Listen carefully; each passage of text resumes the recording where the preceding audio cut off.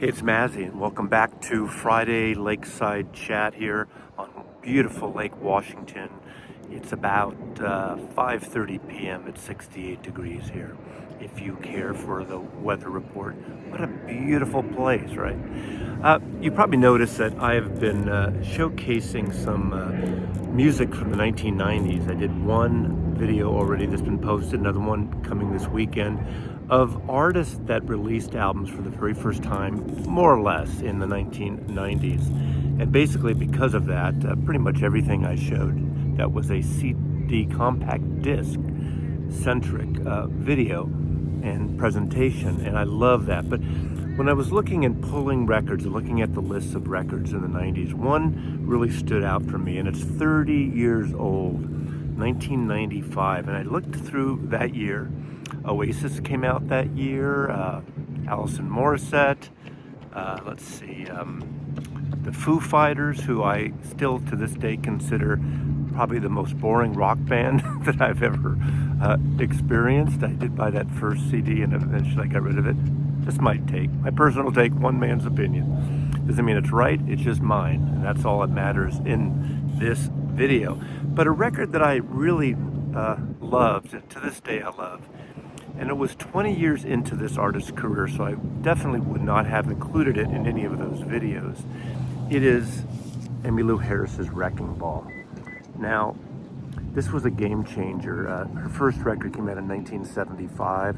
I got a promo of that right when it came out. On that first tour, I saw her 2 nights in a row at the boarding house. That's where Rodney Crowell was in the band, James Burton was in the band. They were called the Hot Band.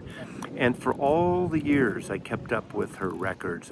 Very country-ish, not country rock, but sort of a modern country, very traditional, very acoustic-based, for the most part, with that great kind of electric guitar writing sound, wonderful, twangy thing that James Burton, who earlier would play with Ricky Nelson, and then of course with Elvis Presley as well, and also Graham Parsons on Grievous Angel. I continually saw her over the years, and I just adore her voice. There's a certain ethereal lilt she has. I love her harmonies on Grievous Angel and GP with Graham Parsons. Very influenced for that whole Birds thing, another generation of something that wasn't the Nashville. I think she came out of Washington, D.C.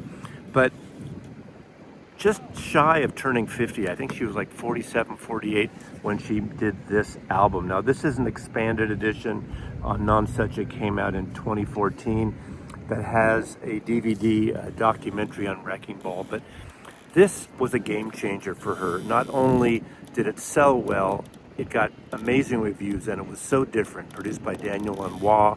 It's got that sound that Daniel Lanois was known for, that we know from his solo records, we know from his collaborations with U2 and Eno, where he just does these soundscapes, and there's a lot of layers of things going on, not just normal overdubs, but vocal layers, harmonies, everything. And like usual, Emmylou Harris and Daniel Lanois picked a great assortment of songs by wonderful songwriters. Opens up with Where Will I Be, a Daniel Lanois song, but it goes through a whole array of great kind of rootsy artists for the most part. The second song is a Steve Earle song by Goodbye, and of course she makes it hers. And Daniel Lanois with the layers and the loops and the soundscapes. It's a really beautiful, beautiful record.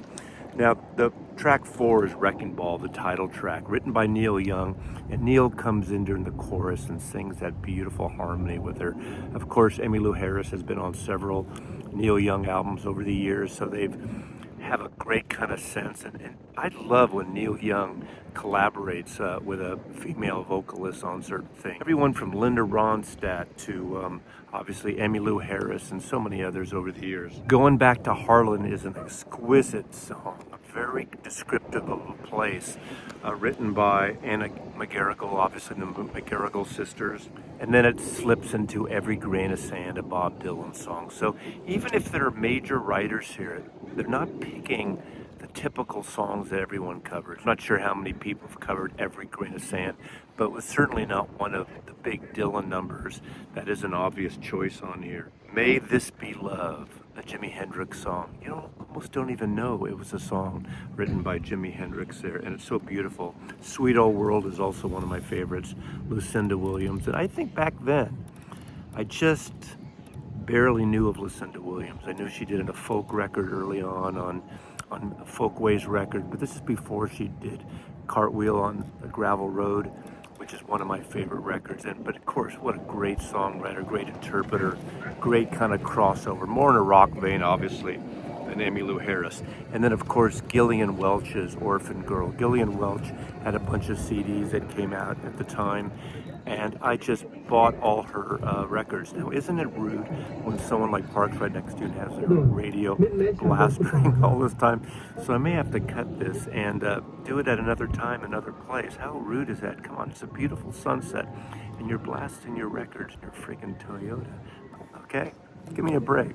There is one return with Rodney Crowell, a song written in collaboration with Emmylou Harris called Waltz Across Texas Tonight. The ice cream man is here. Oh, the ice cream woman is here. Oh, that was fun. I might need a drumstick, don't I? Now, Emmylou Harris wasn't really known for a lot of her own writing, but she was a great interpreter. She did write some things with Rodney Crowell and others, but it's great. This is a one-off ending song called Gold on this album.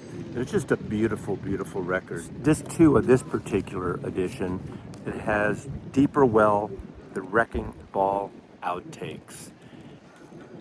Different versions, a couple of songs that didn't make it on the original version. So this is a celebration of an album that I think is one of the best albums, definitely the best album of 1995. You may argue with me, you would be wrong, but it's one man's taste, one man's opinion. In this case, this one man is right. So doing a little shout out here, beautiful Lakeside chat about Emmylou Harris's Wrecking Ball, title track by Neil Young, produced by Daniel Lanois, 1995. Thanks again, Mazzy loves you.